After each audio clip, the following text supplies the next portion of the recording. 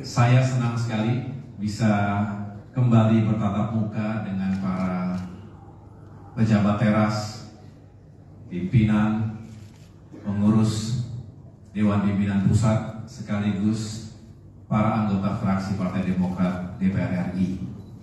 Walaupun 2 minggu yang lalu saya juga telah menyambung silaturahim di kantor DPP, tetapi ketika itu tentunya masih banyak yang berada di dapil.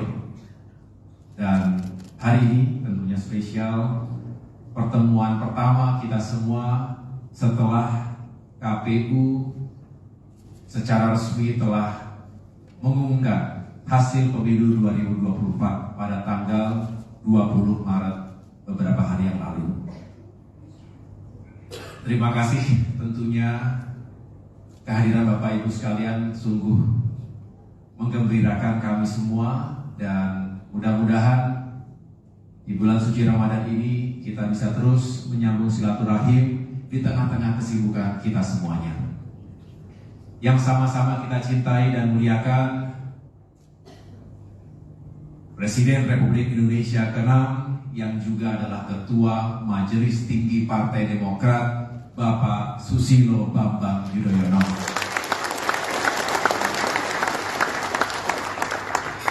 Terima kasih Bapak SBY yang telah berkenan hadir. Semoga Bapak senantiasa sehat selalu dan diberikan usia panjang untuk bisa terus mengawal kita semuanya. Saya juga ingin mengucapkan terima kasih kepada para senior di sini hadir, Sekretaris MTP Bung Andi Malarangen beserta istri, para anggota Majelis Tinggi Partai yang lain yang mohon maaf tidak dapat saya sebutkan satu persatu. Saya juga ingin menyapa jajaran kepengurusan. Di sini ada Sekjen, Bendung, dan seluruh pengurus DPP. Tentunya tidak lupa kepada Dewan Pertimbangan, ada Bapak Sarjan Taher dan para anggota Dewan Pertimbangan lainnya, pimpinan Dewan Kehormatan, Bapak Hinca Panjaitan dan yang lainnya. Kemudian Mahkamah Partai, ada Bapak Narhawi Ramli dan para anggota Majelis, saya ulangi, Mahkamah Partai lainnya.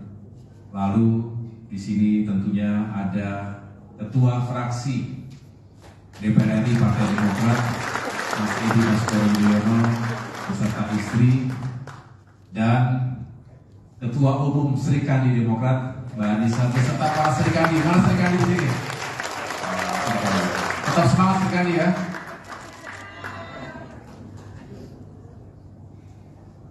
Kita tidak perlu terlalu serius hari ini, walaupun senyap.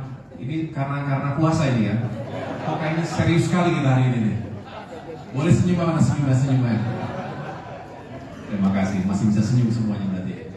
Teman-teman media, terima kasih sudah hadir juga. Kita tentunya ingin berbagi cerita karena sudah lama tidak ketemu. Banyak yang baru ketemu lagi setelah pemilu kemarin. Ya, tetapi saya tentunya ingin terus membangun kebersamaan dari waktu ke waktu. Bapak Ibu yang saya muliakan, marilah kita gunakan momentum silaturahmi dan juga buka puasa hari ini sebagai momentum untuk kita melakukan kontemplasi.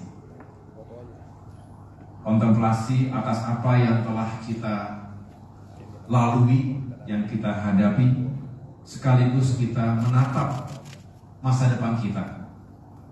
Paling tidak masa depan 5 tahun yang akan datang. Semoga tentu kita bisa terus mendapatkan jalan terbaik dalam lindungan Allah Subhanahu wa Ta'ala untuk melanjutkan perjuangan besar Partai Demokrat, partai yang kita cintai ini. Hari Rabu lalu, tanggal 20 Maret, kita sama-sama mengikuti KPU telah resmi menetapkan hasil Pilpres dan Pileg tahun 2024. Ada kabar yang menggembirakan, kabar yang baik, tapi juga ada kabar yang kurang menggembirakan, kurang baik. Kabar baiknya, alhamdulillah, dalam perhelatan pemilihan presiden. Kita menang besar. Boleh tepuk tangan. Pasangan Prabowo Gibran terpilih sebagai Presiden dan Wakil Presiden Republik Indonesia masa bakti 2024-2029 dengan capaian yang sangat baik, 58,58%. Satu putaran.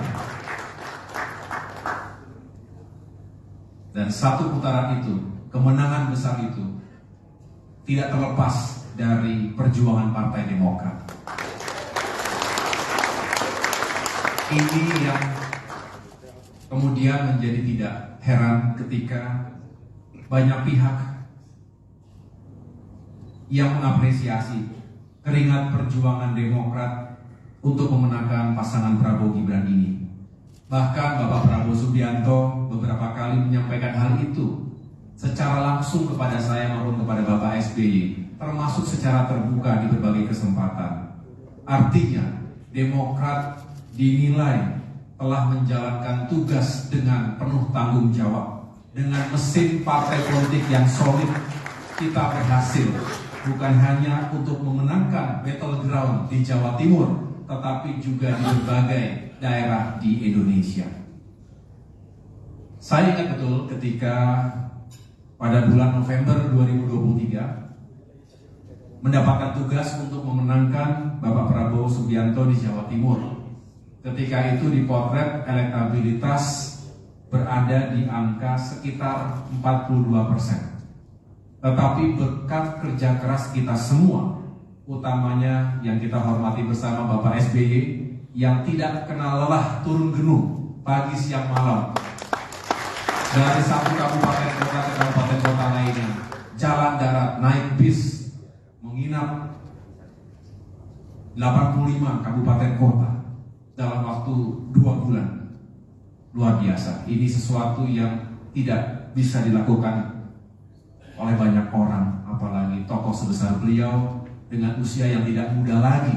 Tetapi beliau tunjukkan itu demi komitmen dan dedikasi Partai Demokrat kita bersama untuk memenangkan Pilpres 2024. Dan tentunya, tentu bukan Demokrat sendiri yang bekerja, banyak tokoh yang lain, tetapi yang jelas Demokrat benar-benar menunjukkan kerja kerasnya, sehingga di antara yang lain, kemenangan Bapak Prabowo di Jawa Timur mencapai angka 66%. Ini luar biasa. Sebuah sejarah yang sebelumnya beliau belum pernah menang di Jawa Timur, kali ini menang dan menang yang besar. Ini sebuah sejarah dan menjadi best practice yang harus bisa kita gunakan di waktu mendatang. Namun, kabar yang kurang menggembirakan, kabar kurang baiknya.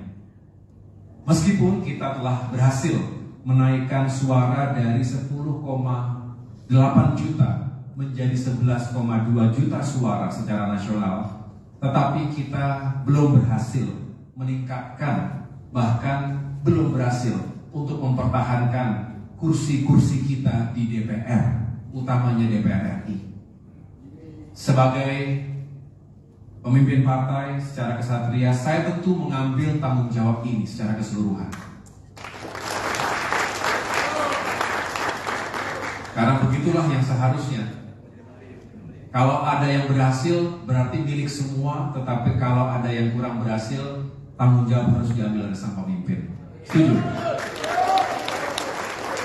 Saya berharap nilai seperti ini, budaya organisasi seperti ini, kepemimpinan seperti ini yang juga diajarkan oleh Bapak SBY bisa kita jadikan pedoman dimanapun kita berada. Saya juga berharap ini juga terjadi atau dilakukan di tingkat provinsi, kabupaten, kota, hingga yang paling bawah. Kalau sudah seperti itu, artinya ada semangat kita bukan hanya sekedar bertanggung jawab atas apa yang telah kita lakukan dan kita jalani, tetapi punya tanggung jawab untuk melakukan perbaikan ke depan. Setuju? Sebelum kita membahas apa yang menjadi faktor-faktor yang memberatkan hasil kemarin, kita terlebih dahulu harus punya sikap dan mental seperti itu. Karena hanya dengan itu kita bisa menjadi lebih baik dari waktu ke waktu. Dan izinkan saya tidak dalam konteks yang defensif. Izinkan saya untuk menyampaikan beberapa hal ini. Situasi partai kita 5 tahun terakhir ini memang tidak mudah. Proses yang kita jalankan dalam rangka melakukan konsolidasi, menyusun strategi, langkah-langkah pemenangan pemilu, mengalami gangguan di sana sini. Bukan hanya secara internal tapi juga eksternal. Sebagai perbandingan objektif, ketika partai kita mengalami gangguan dan prahara internal di periode 2010 hingga 2013 yang lalu, suara kita melorot tajam hingga 50% lebih, ya 50% lebih pada pemilu 2014 dibandingkan pemilu sebelumnya, dari 21% ke 10%. Masih ingat ya? Begitu juga dengan salah satu partai di negeri kita, saya tidak sebutkan partainya, nanti bisa dicek sendiri. Hanya sebagai gambaran, ketika itu partai yang bersangkutan mengalami konflik internal juga. Di periode 2005 hingga 2008, perolehan suaranya turun drastis, lebih dari 50%, dari 10,5% ke 4,9% di pemilu 2009. Nah, kita tahu di periode 2021 hingga 2023 kemarin, Partai Demokrat juga mengalami gangguan, bukan hanya internal, tapi juga eksternal. Upaya pembegalan partai. Tapi alhamdulillah Tuhan melindungi kita semua. Alih-alih partai kita hilang, dirampas, atau bahkan dibuat supaya tidak lulus, tidak lolos PT, tapi partai kita bahkan dinilai menjadi semakin solid dan kuat berkat atau buah dari konsolidasi internal, merapatkan barisan menghadapi musuh bersama ketika itu. Dan di masa itu ketika sorotan publik diarahkan kepada Demokrat, ada harapan-harapan tertentu dari rakyat bagi Partai Demokrat, sehingga ada sejumlah potret peningkatan elektabilitas Partai Demokrat yang cukup signifikan ketika itu. Bahkan ada yang memotret kita double digit. Masih ingat? Masih ingat ya? Tolong jangan dilupakan. Itu adalah penggalan-penggalan sejarah. Kita sendiri yang harus ingat dan jadikan pelajaran sebelum itu dilupakan begitu saja. Apalagi nanti kalau ditulis oleh orang lain selain kita yang mengetahui benar apa yang kita alami dan apa yang terjadi ketika itu. Insya Allah kebenaran akan abadi. Tapi tentu kita sendiri yang harus menjaga mana yang benar sebelum nanti sejarah diputarbalikan dan terjadi deviasi yang berlebihan. Nah, ketika itu bahkan lawan-lawan politik kita melihat Demokrat sebagai sesuatu yang harus diwaspadai. Wah, ini jangan sampai Demokrat tiba-tiba yang tadinya mau dihabisi ternyata malah bisa bertahan dan muncul. Kalau Demokrat makin kuat, makin solid, ya tentu ada yang tidak happy. Karena kita dianggap sebagai ancaman bagi sebagian kalangan, bagi lawan-lawan politik kita, dan wajarnya begitu dalam sebuah demokrasi dan kehidupan politik yang memang keras. Nah, tapi kita move on. Kita kemudian fokus pada upaya membangun organisasi partai yang juga semakin capable, semakin adaptif, semakin agile, dan juga punya kekuatan akar yang kokoh di konstituen kita. Musda-musda kita jalankan dengan segala dinamikanya. Dan ketika kita berharap ada peluang bagi kader Partai Demokrat untuk masuk ke dalam kontestasi Pilpres ketika itu, dan juga bahkan ada upaya untuk bisa menghadirkan efek ekor jas jika salah satu kader kita juga punya kans menjadi kandidat, itu pun menghadapi hantaman yang luar biasa. Kembali, gangguan-gangguan tersebut dan selebihnya menjadi sejarah. September 2023. Saya tidak ingin mengulangi terlalu besar, terlalu banyak maksud saya. Tetapi yang jelas, itu sebuah hal yang juga tidak mudah. Setelah 9 tahun lebih kita berada di luar pemerintahan, kita sebagai oposisi, kemudian kita masuk ke sebuah situasi yang kembali tidak mudah. Di waktu-waktu yang sudah sangat kritis, injury time. Kalau mobil kecepatan tinggi tiba-tiba berhenti atau belok kanan atau kiri tanpa ada sen, itu juga tidak mudah. Bisa banyak yang celaka. Celaka itu banyak korbannya. Tapi kita juga kembali tidak mengutuk takdir sejarah itu. Kita tidak menyalahkan Tuhan. Justru kita bersyukur kepada Allah Subhanahu wa taala. Terima kasih ya Allah telah menyelamatkan kami semua dari sesuatu yang jauh lebih buruk. Bisa saja hari ini di tempat ini mungkin suasana kita kelabu betul, duka betul. Betul. Tapi tadi saya bisa cerita, ada kabar gembira, ada kabar kurang gembira. Tapi bisa dibayangkan kita bisa sangat terpuruk. Bahkan mengatakan goodbye pada Senayan bisa terjadi. Saya akan jelaskan mengapa. Tapi sebelumnya mudah-mudahan yang tidak baik terhadap kita mendapatkan balasan dari Yang Maha Kuasa. Ya apapun balasan itu gitu kan. Karena kita tidak ingin terganggu dengan orang-orang yang ingin menjahati kita, kita lepaskan semuanya kepada Allah. Setuju? Jangan mengganggu pikiran pagi siang malam dalam tidur kita. Jangan rugi. Waktu kita tidak banyak, kemudian dijejali dengan orang-orang yang pernah melukai perasaan kita, nggak ada gunanya. Lepaskan kepada Allah Subhanahu wa taala. Kita lebih baik menggunakan waktu yang ada ini untuk fokus pada apa yang bisa kita perbaiki hari ini dan ke depan. Setuju semuanya? Nah, belum lagi saya tahu Bapak Ibu sekalian, saya dan Pak SBY ini bukan hanya sebagai observer. Kami tidak nyalek, tapi bukan observer, tapi juga pelaku di lapangan dalam arti pagi siang malam juga melakukan kerja lapangan, kampanye, kadang untuk pilpres, sering untuk pileg.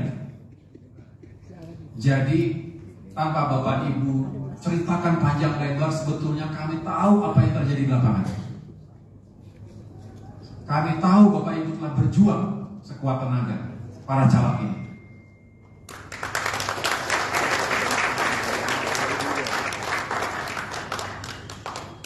Kami tahu sudah habis-habisan juga. Ada yang belum habis di sini? Baru nafas, Pak. Hah? Jangan habis harga diri. Tapi saya tahu sudah habis semuanya. Betul ya? Ada THR. Salah siapa? Siapa yang kita bisa salahkan? Salah sendiri. Ada yang menyesal tidak? Ada yang menyesal dengan berjuang dengan Partai Demokrat? Ikhlas tuh. Ikhlas? Itu yang ngomong ikhlas kepilih atau nggak kepilih? Oh, Aam Sapulete.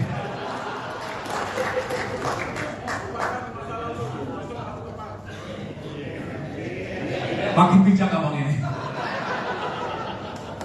Jadi anomali pemilu 2024. Gak apa-apa, saya buka di sini. Teman-teman wartawan juga pasti sudah mengikuti lah. Anomali yang luar biasa mengkhawatirkan kehidupan demokrasi, termasuk kehidupan bermasyarakat, berbangsa dan bernegara. Fenomena vote buying, politik uang, memang bukan sesuatu yang baru. Betul. Tapi kali ini, tahun 2024 ini, Tsunami. ugal-ugalan luar biasa. Brutal. Betul. Brutal. Dari mana kita harus bisa menyiapkan uang yang luar biasa besar itu untuk mempertahankan kursi, untuk mendapatkan kursi? Saya tidak mengatakan yang kepilih kembali punya uang yang besar sekali, enggak juga. Tapi ya berat sekali untuk mendapatkan, bahkan mempertahankan kursi kita. Ya. Kalau kemudian ini tidak berubah, 5 tahun lagi, 10 tahun lagi, berapa cost yang harus dikeluarkan oleh seorang anggota, seorang anggota atau calon anggota DPR untuk mempertahankan atau mendapatkan kursi? Berapa kira-kira? Kemudian dari mana uangnya? Istilahnya begini, yang sudah nyebar uang saja belum tentu menang, apalagi nggak nyebar. Nah, sampai kapan kalau ini terjadi terus? Betul ya?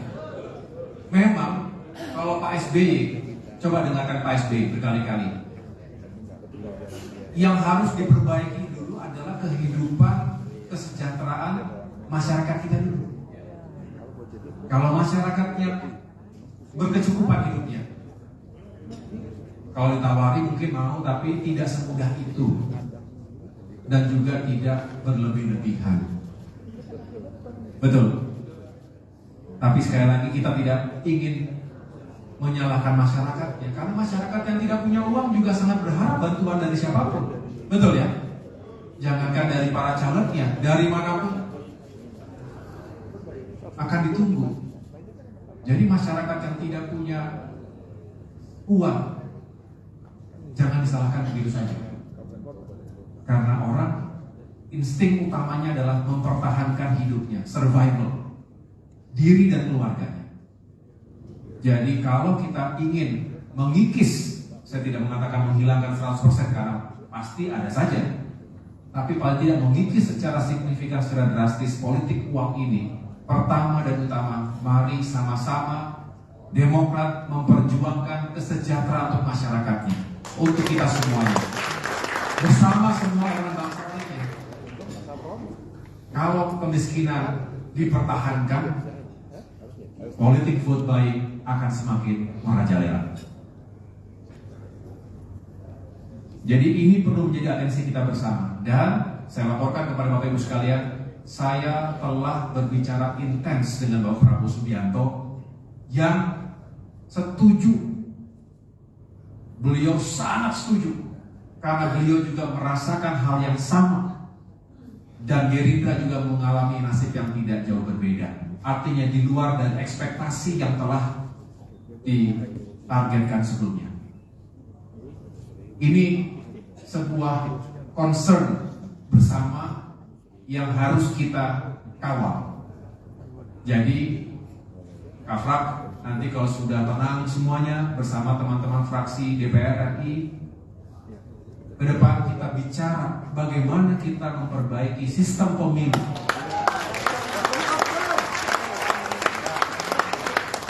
Sebelum bicara perubahan undang-undang yang lain, bicarakan itu dulu. Setiap pemilu kita tidak berkualitas, yang baik menjadi korban, yang gak tahu dari mana tiba-tiba muncul begitu saja. Selama itu pula, bukan hanya kualitas pemilunya, tetapi kualitas demokrasi, kehidupan bermasyarakat, berbangsa dan bernegara kita akan menjadi korban semuanya. Dan selamanya kemiskinan itu akan dijaga, karena dengan vote baik, hanya dengan itu kita bisa mendapatkan suara. Jangan sampai kita biarkan. Setuju?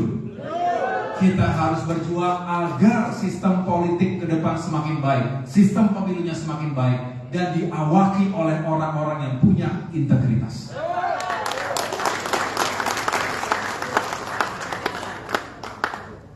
Hidup AHY!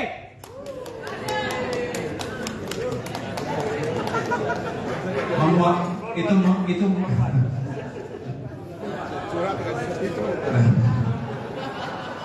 itu termasuk korban. Itu suara dari Dairi dan Pak Barat, kira-kira begitu. Ya Bang Inca ya. Maaf ya Kak. Saya juga kehalang dari tadi. Nah, oleh karena itu kita tidak boleh menyesali. Kami dari DPP juga terus mencoba untuk mengawali dari awal ya, meyakinkan agar survei dilakukan. Ingat dulu kita melakukan survei dapil, masih ingat? Dan itu semuanya kita lakukan untuk memetakan secara langsung tiap-tiap dapil. Dana saksi, saya juga tahu dana saksi sudah kita distribusikan, masih ada yang nggak benar, betul ya? Yang kita perbaiki bersama. Tidak mungkin ketum memperbaiki sendiri. Kita nggak punya mata dan telinga sampai paling bawah. Tapi kita perbaiki dengan semangat yang murni, bukan partisan dalam arti untuk kepentingan sendiri, tetapi ini tujuannya tujuan bersama. Termasuk bantuan-bantuan lain yang kita anggap bisa membantu perjuangan di lapangan. Masa kampanye begitu singkat, dan bagi yang tidak punya kecukupan logistik memang tidak mudah, waktunya sangat singkat. Dan itu semua telah kita lewati Bapak Ibu sekalian. Untuk itu kita tetap harus bersyukur.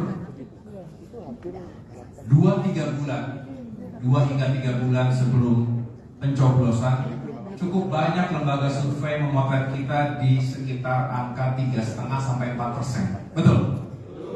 Ada yang mengatakan Demokrat bahaya, bisa tidak lulus threshold. Tapi ketika itu kita tidak langsung begitu down, tetapi justru kita buktikan dengan kerja keras selama 2-3 bulan masa kampanye kemarin. Dan oleh karena itu ketika kita pada akhirnya mendapatkan perolehan di angka 7,5% kurang lebih secara nasional, maka kita patut bersyukur. Artinya hingga mencapai hampir 2 kali lipat dari prediksi lembaga-lembaga survei tadi. Ya. Memang yang kurang beruntung bagi kita, banyak suara kita yang apa istilahnya itu? Enggak, pertama suara kita banyak yang hilang, betul. Tapi juga ada yang mendapatkan suara tapi kurang sedikit lagi mendapatkan kursi. Jadi nyaris banyak sekali di kursi-kursi terakhir, di formasi terakhir, tetapi karena dihantam akhirnya dilewati oleh posisi berikutnya. Akhirnya kita keluar dari formasi. Betul? Ada yang punya nasib seperti itu di sini. Dan saya tahu masih ada yang berjuang di MK nanti. Ada yang berjuang di MK di sini. Kita kawal bersama-sama ya. Jadi bedanya dengan 2019 yang lalu, kita beruntung karena kursi-kursi kita terakhir bisa aman. Nah kini kita tidak aman. Akibat tadi saya ceritakan, luar biasanya pemilu hari ini. Nah kemudian ada juga yang luar biasa melampaui targetnya, tetapi juga belum bisa cukup untuk tambahan kursi. Misalnya Mas Ibas di Jawa Timur 7, luar biasa kenaikan tahun ini. Berapa terakhir? 800 ribu? Enggak, total berapa? Enggak, ini Demokrat 476 ribu total. Besar itu kan? Tinggal butuh 30 ribu lagi waktu itu bisa kursi ketiga. Tapi memang 30 ribu juga tidak mudah. Tetapi artinya ini luar biasa kelebihan suaranya di situ. Ya, ini contoh bisa dilakukan. Ada lagi yang begitu, yang 1 hingga 2. Ada yang 1 hingga 2 di sini.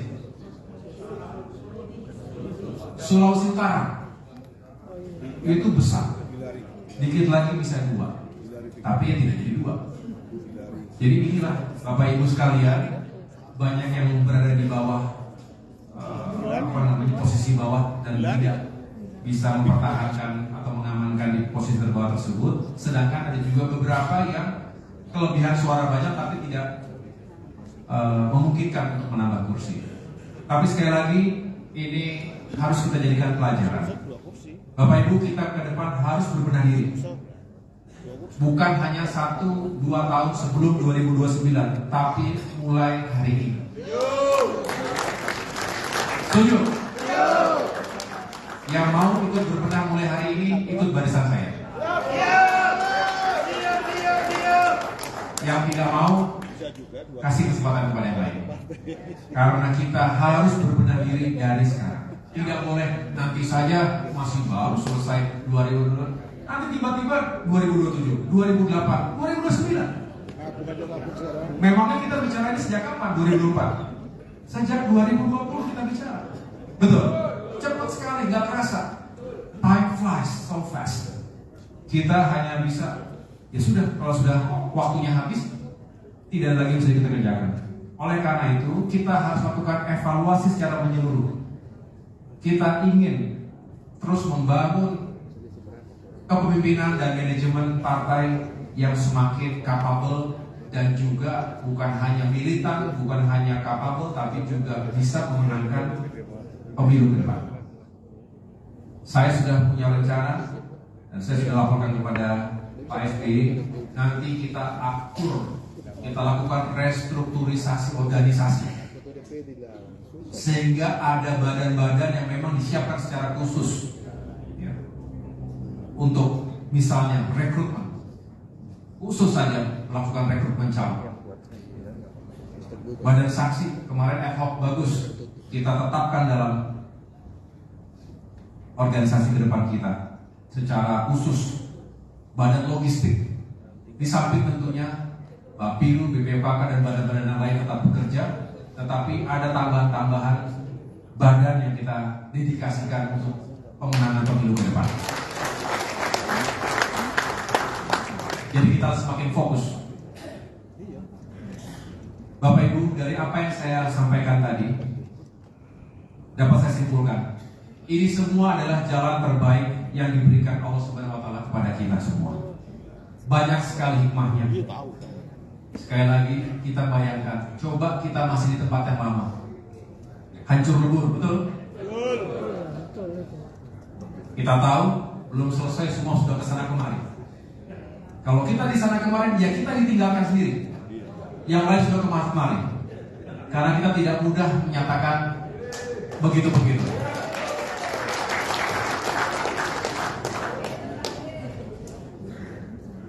Betul kan?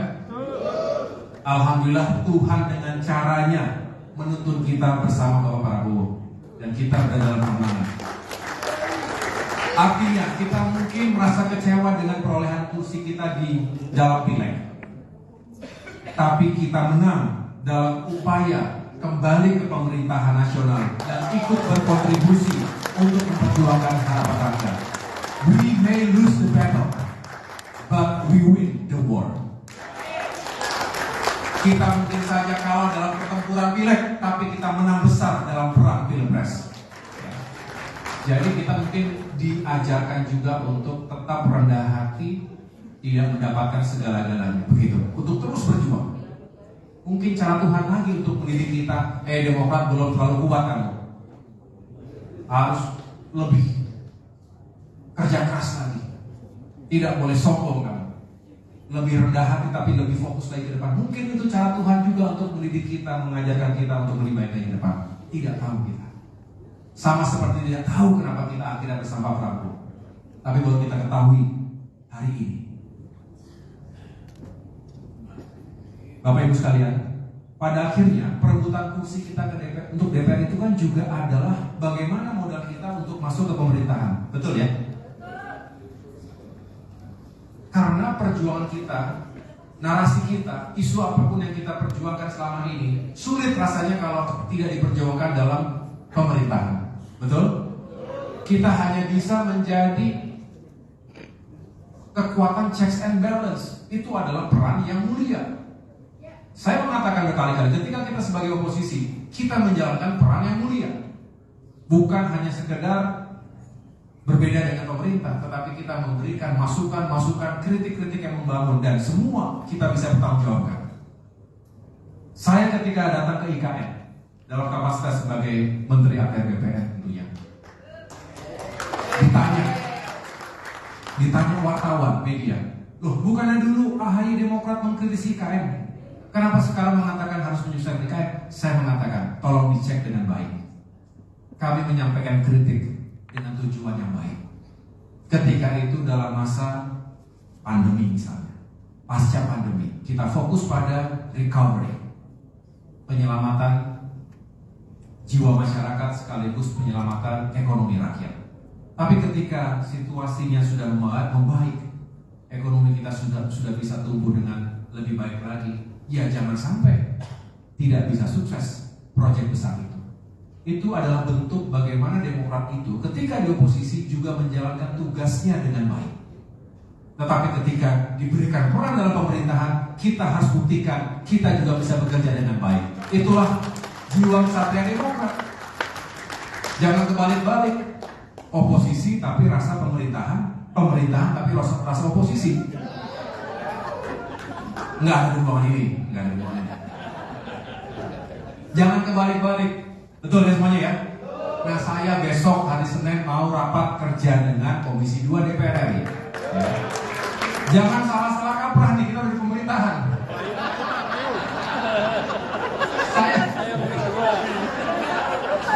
Ya, jangan nanti Komisi 2 kita masih seperti kita di oposisi begitu.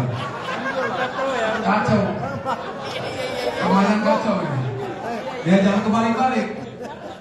Ya, bukan berarti menjadi tidak kritis. Ya, bukan saya ulangi, bukan berarti tidak menjadi kritis. Tidak, kritis itu penting. Critical thinking itu penting. Jangan kita mempermalukan diri sendiri menjadi anggota-anggota DPR tidak kritis. Tidak, tetapi ingat kita ini sekarang fokusnya adalah bagaimana menyukseskan pemerintahan hingga nanti Oktober 2024 sambil mempersiapkan lepas landasnya lagi pemerintahan berikutnya 5 tahun ke depan. Dengan ini Demokrat punya peran strategis dalam proses transisi yang tidak mudah dan tentunya butuh fokus dan kerja keras kita semuanya. Jadi kalau kita kembali lagi, kalau kita tidak kembali ke pemerintahan, katakanlah kita besar di parlemen tapi tidak kembali ke pemerintahan, kembali kita akan sulit untuk memperjuangkan aspirasi rakyat tadi. Program-program pro rakyat yang Bapak SBY katakan pro growth, pro poor, pro jobs, pro environment, sustainable growth and equity, semua itu hanya bisa kita jalankan kalau kita kembali ke pemerintah nasional. Jadi sekali lagi Bapak Ibu sekalian, saya ingin mengatakan di sini, jangan patah semangat, jangan kecil hati. Kita telah memenangkan peperangan Pilpres dan kita siapkan kemenangan Pileg di masa-masa yang datang. Saya senang banyak kader yang mengatakan ketum jadi menteri, kami kena hatinya. Artinya para kader menyambut dengan gembira masuk ke Demokrat ke dalam pemerintahan. Ya, ini juga sesuatu yang baik. Saya juga ingin mohon doa restu dari semuanya. Saya ingin menjalankan tugas dengan sebaik-baiknya. Mudah-mudahan diberikan jalan yang baik sehingga kita bisa berkontribusi dan dengan demikian kita juga bisa benar-benar berperan di pemerintahan ke depan ini. Akhirnya, Bapak Ibu sekalian, saya ingin berpesan kepada yang berhasil, kepada Bapak Ibu yang menang. Tetap rendah hati. Tetap rendah hati dan selalu ingat bahwa kemenangan Bapak Ibu, kesuksesan Bapak Ibu sekalian, ada kerja keras yang lainnya juga. Bapak Ibu bisa mendapatkan kursi di DPR karena ada keringat yang lainnya juga. Oleh karena itu, terus bangun kebersamaan. Hentikan semua gesekan-gesekan selama Pileg, pastinya ada. Tapi tolong itu bisa kita sudahi dengan semangat ke depan ini. Kita kembali membangun Partai Demokrat. Semua masih punya peluang yang sama yang baik di masa depan. Siapa yang menang? Yang belum berhasil, pesan saya adalah jangan kecil hati, jangan patah arang. Bukan akhir dari segalanya. Bagi yang pernah kalah bisa mengatakan ini, Saya juga pernah merasakan kekalahan, kegagalan. Bapak Ibu juga banyak yang pernah merasakan itu. Semoga selalu ada spirit di hati kita, dalam jiwa kita, untuk lebih sukses di masa depan. Ya.